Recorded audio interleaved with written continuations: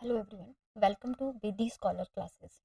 हम last lecture में हम जो है वो breathing and exchange of gases की बात कर रहे थे और हमने जो है वो ट्रांसपोर्ट ऑफ ऑक्सीजन तक हमने कर लिया था कि ऑक्सीजन की ट्रांसपोर्ट जो है वो कैसे होता है हमारे बॉडी में, ब्लड के थ्रू ट्रांसपोर्टेशन कैसे होती है, कितने परसेंट कैसे जाता है, कितने परसेंट कैसे जाता है। तो आज हम थोड़ा सा देखेंगे। ये मेरे पास एक नोट्स हैं, एलन के नोट्स हैं, बहुत अच्छे नोट्स हैं, बड़े सारे क्वेश्चंस यहाँ से बन जाते हैं, तो कोशिश करेंगे कि यहीं से थोड़ी सी चीज़ें देख लें, ठीक है। अब देखो, यहाँ से हमारे पास क्या है, ये ऑक्सीजन यहाँ पूरा दिया है कि blood the medium transport of oxygen and carbon dioxide 97% जो है वो ऑक्सीजन ट्रांसपोर्टेड बाय आरबीसी। मैंने आपको बताया था ये चीज़, ठीक है। The remaining 3% of oxygen is carried in a dissolved state, मतलब प्लाज्मा लेके जाता है, ये भी बात हो गई थी, ठीक है। Nearly 20 to 25% carbon dioxide is transported by RBC, ये भी बात करी थी हमने कि 20 to 25% आरबीसी के थ्रू जाएगी कार्बन डाइऑक्साइड। देन आपके पास जो है वो 70% मेजर जो पार्ट है कार्बन डाइऑक्साइड का वो as a bicarbonate carry होता है, ये भी चीज करी थी हमने। देन आपके पास जो है वो 7% carbon dioxide is carried by the plasma और 7%, केवल 7% जो है वो प्लाज्मा में डिजोल्व फॉर्म में जाती है। तो ये सारी बातें हमने कर ली थी। अब आपके पास है ट्रांसपोर्ट ऑफ ऑक्सीजन, ठीक है, ये भी मैंने आपको वैसे करवा दिया था। ट्रांसपोर्ट ऑफ ऑक्सीजन हीमोग्लोबिन के साथ जाता है, तो मैंने आपसे बात करी थी कि हीमोग्लोबिन जो है वो आपके पास 4 पॉलीपेप्टाइडल चेन से बना हुआ है, ठीक है, ये चीज को ध्यान देना। यहाँ पे 4 पॉलीपेप्टाइडल चेन्स होती हैं, ठीक है जी। और हर चेन जो है वो आपके पास क्या लेके जाते हैं ना, 2 अल्फा चेन्स होती हैं, 2 बीटा चेन्स होती हैं हीमोग्लोबिन में, ठीक है, ये बात मैंने कर ली थी लास्ट लेक्चर, प्लीज देखिए। देन आपके पास जो है एक एक चेन पे एक एक ऑक्सीजन बैठता है ना। एक चेन एक ऑक्सीजन कैरी करेगा, दूसरा चेन दूसरा ऑक्सीजन कैरी करेगा, तीसरा चेन तीसरा ऑक्सीजन कैरी करेगा, चौथा चेन जो है वो चौथी ऑक्सीजन कैरी करेगा। तो टोटल एक हीमोग्लोबिन जो है वो कितनी कार्बन डाइऑक्साइड कैरी करता है, आपके पास चार का सॉरी कितने ऑक्सीजन कैरी करता है, 4 ऑक्सीजन कैरी करता है, ठीक है, 4 यूनिट ऑक्सीजन जो है वो कैरी करता है। तो देखिए यहाँ पे है ना, और क्या बनाता है आपके पास, जब ऑक्सीजन और हीमोग्लोबिन की एसोसिएशन होती थी तो आपके पास क्या बनता था, हमारे पास जो है ऑक्सी हीमोग्लोबिन बनता था, ये देखिए ऑक्सी हीमोग्लोबिन बनेगा, ठीक है, ये चीज को भी ध्यान देना है। तो haemoglobin is red coloured iron containing pigment RBC में, ये तो हमें पता ही है। और haemoglobin is made up of 4 units, ये देखिए मैंने बता दिया, 4 यूनिट से मिलकर बना है, 4 पॉलीपेप्टाइडल चेन से मिलकर बना है। Each unit has 1 iron, her unit में एक आयरन है, ठीक है। And each haemoglobin molecule can carry a maximum of 4 molecule of oxygen. Question बनता है आपके पास ये, ठीक है जी, एक हीमोग्लोबिन कितना ऑक्सीजन कैरी करता है, तो 4 मॉलिक्यूल्स ऑफ ऑक्सीजन कैरी करता है, ठीक है जी। अब आपके पास आ जाता है थोड़ा सा कैलकुलेशन है, थोड़ी सी बातें हैं कि कितने परसेंट जो है, कितने, अगर 100 ml ऑफ ब्लड की बात हो रही है तो कितनी ऑक्सीजन कैरी करेगा, 100 ml of blood, 100 ml of blood में कितनी हीमोग्लोबिन होती है, पहले तो ये चीज पता होनी चाहिए आपको, ठीक है। तो बड़ी सिंपल सी बातें हैं। अब आपके पास क्या है बोला, 1 gram of haemoglobin transport 1.34 ml of oxygen, ठीक है। अगेन क्वेश्चन कि 1 ग्राम हीमोग्लोबिन कितना ऑक्सीजन ट्रांसपोर्ट करेगी, 1 to 1 to 3 4 जो है वो आपके पास ml, ये चीज को ध्यान देना। 1 ग्राम ऑक्सीजन, 1 ग्राम हीमोग्लोबिन कितना ऑक्सीजन कैरी करती है, 1.34 ml जो है वो ऑक्सीजन कैरी करती है। तो 100 ml जो है, 100 ml ऑफ ब्लड कितना जो है वो आपके पास ऑक्सीजन ट्रांसपोर्ट करेगी। क्वेश्चन आ गया सीधा सीधा आपके पास, ठीक है जी। तो कितना, 100 ml ऑफ ब्लड अगर आप लेते हैं तो 100 ml ऑफ ब्लड में अप्रोक्सीमेटली बोला 15 ग्राम जो है वो हीमोग्लोबिन होती है। आप अपना ब्लड टेस्ट करवाते हैं और जब ब्लड टेस्ट करवा के ब्लड की रिपोर्ट आती है तो ऐसा बोलते हैं कि मेरा जो है वो 15 ग्राम खून है, मेरा 11 ग्राम खून है, मेरे में 12 ग्राम खून है। वो ग्राम्स में क्या, आप क्या बता रहे हैं, ठीक है, blood is a liquid, ML में होगा ना, आप ग्राम्स में क्या बता रहे हो, आप ग्राम्स में हीमोग्लोबिन का कंटेंट बता रहे हो कि ये जो आपकी बॉडी से 100 ml ऑफ ब्लड लिया गया, उस 100 ml ऑफ ब्लड में कितने हीमोग्लोबिन जो थे वो प्रेजेंट थे। तो अप्रोक्सीमेटली एक हेल्दी ह्यूमन में जो है वो 14 to 16 ग्राम जो है वो आपके पास हीमोग्लोबिन होने चाहिए। तो हम एवरेज 15 ग्राम लेके चलते हैं, ठीक है। ये देखिए यहाँ लिखा हुआ है कि 100 ml of blood contains normally 15 grams of haemoglobin, ठीक है। तो ये सारा कैलकुलेट करके 20 ml ऑफ ऑक्सीजन आएगा आपके पास, ठीक है। In conducting cycle blood gives 25% of oxygen, very very important, ठीक है। 100 ml ऑफ ब्लड जो है वो 20 ml ऑफ ऑक्सीजन कैरी करता है, और आपके पास कितने परसेंट ऑक्सीजन जो है वो दी जाती है किसको, टिश्यूज को, ठीक है। तो 25% ऑक्सीजन दी जाती है। अगर हम सिंपल भाषा में इसको समझे तो आगे दिया भी है इन्होंने कि so every 100 ml of oxygenated blood, है ना, वो ब्लड जिसमें, है ना, वो ब्लड जिसके हीमोग्लोबिन के साथ ऑक्सीजन जुड़ चुकी है और आपके पास ऑक्सी हीमोग्लोबिन बन चुका है, ये, है ना, ये अगर 100 ml आपने लिया है तो कितना ऑक्सीजन जो है वो ये टिश्यू को डिलीवर करेगा, तो ये approximately 5 ml of oxygen tissue को डिलीवर करता है। अगेन क्वेश्चन है ना, तो 100 ml of oxygenated blood can deliver 5 ml of oxygen to tissue under normal physiological condition. 100 ml of blood कितना ऑक्सीजन टिश्यू को डिलीवर करता है, तो हमने देख लिया कितना करता है, 5 ml करता है। समझ के बात को, ठीक है। Binding of oxygen with haemoglobin is primary related to partial pressure, ये कॉन्सेप्ट मैंने आपको करवा दिया है, एक बार देख लेते हैं फिर से, है ना। But partial pressure of carbon dioxide, hydrogen ions और concentration of temperature are the other factors which interfere with the binding. तो ये अगेन क्वेश्चन बन गया आपके पास कि अगर binding of oxygen with haemoglobin करवाना है तो क्या क्या कंडीशंस चाहिए, आपके टिश्यू पे क्या कंडीशन चाहिए, किया हुआ है पिछला, मैं बोल रही हूँ लेक्चर देखिए, ठीक है। टिश्यू पे क्या कंडीशंस बनेंगी और जो आपके एल्वेलाई हैं उन पे क्या कंडीशंस बनेंगी, ठीक है। तो देखिए बोला एक तो partial pressure of oxygen matter करेगा, एक तो partial pressure of carbon dioxide matter करेगा, आपके पास टेम्परेचर मैटर करेगा और हाइड्रोजन आयंस मैटर करेंगे। तो किसकी कितनी, कितना पार्शियल प्रेशर और क्या कंसंट्रेशन चाहिए, बोला oxygen does not oxide haemoglobin, oxidise haemoglobin.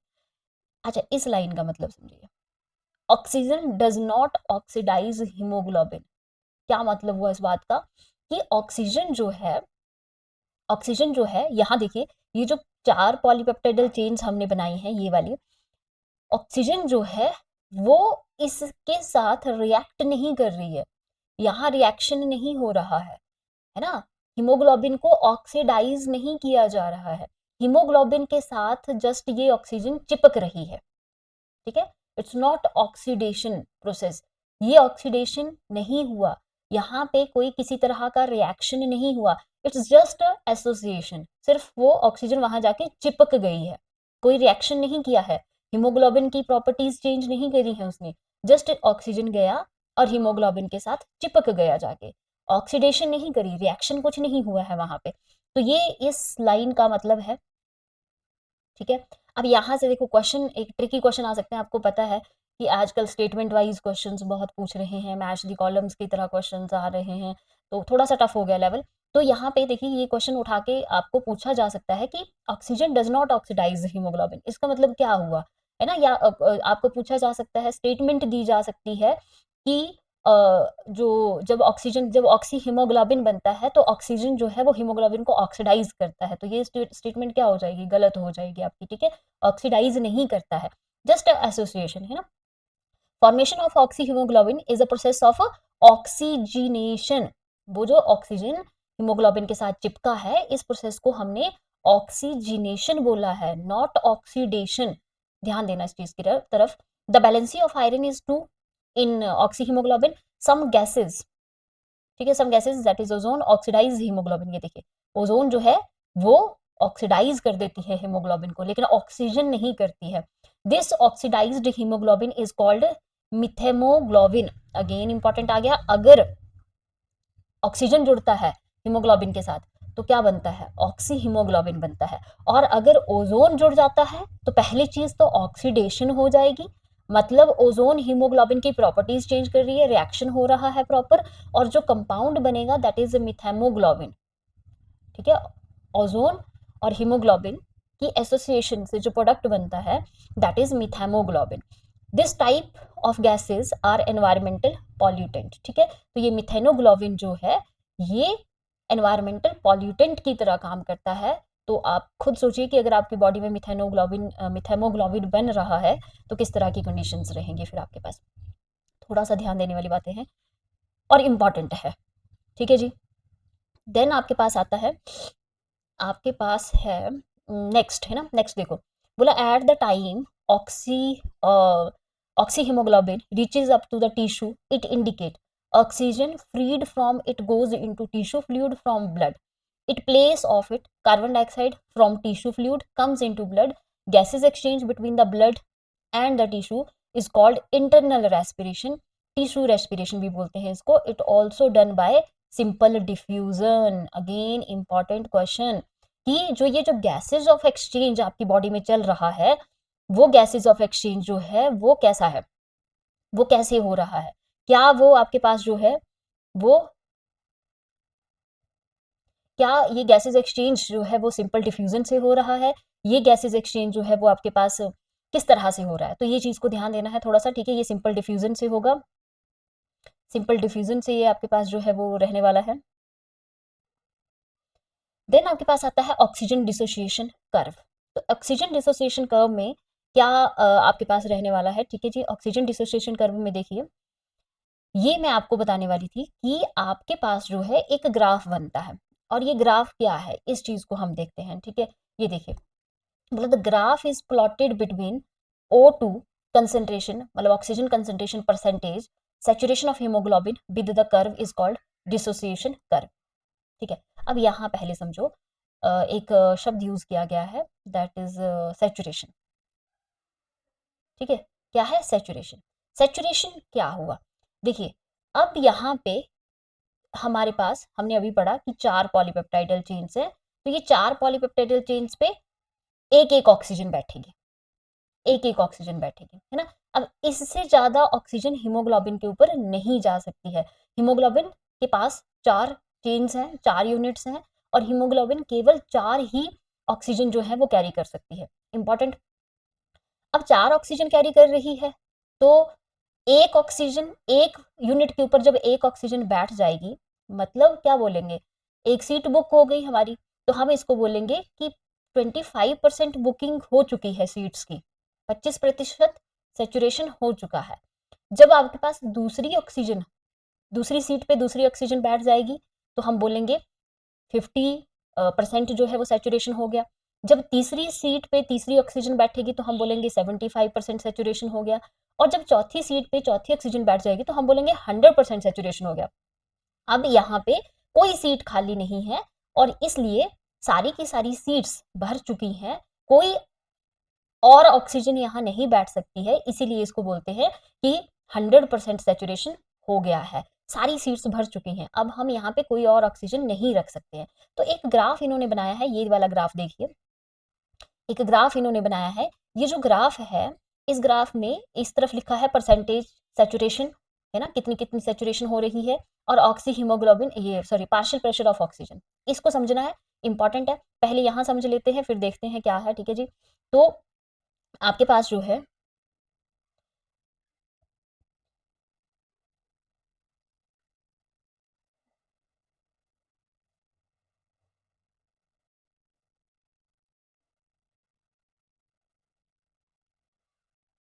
आपके पास क्या है, देखिए आपके पास जो है ये अगर ग्राफ यहाँ पे मैं बनाती हूँ, ठीक है, जस्ट समझने के लिए पढ़ेंगे हम यहीं से।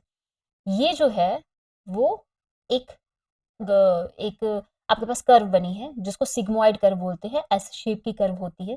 तो इसमें देखो इस तरफ को हम सैचुरेशन की बात कर रहे हैं कि कितनी कितनी ऑक्सीजन बिठाई हमने, ठीक है, और इस तरफ को हम पार्शियल प्रेशर ऑफ ऑक्सीजन की बात कर रहे हैं। अब पार्शियल प्रेशर मैंने आपको पहले बताया हुआ है, पुराने लेक्चर्स देखिए। पार्शियल प्रेशर क्या होता है, मिक्सचर ऑफ गैसेस में से एक इंडिविजुअल गैस कितना प्रेशर एग्जर्ट कर रही है ना। बहुत सारी गैसेस है हमारी एयर में, ऑक्सीजन है, कार्बन डाइऑक्साइड है, नाइट्रोजन है, तो उन मिक्सचर ऑफ गैसेस में से ऑक्सीजन अकेली कितना प्रेशर क्रिएट कर रही है, कार्बन डाइऑक्साइड अकेली कितना प्रेशर क्रिएट कर रही है, इस प्रेशर को बोलते हैं पार्शियल प्रेशर।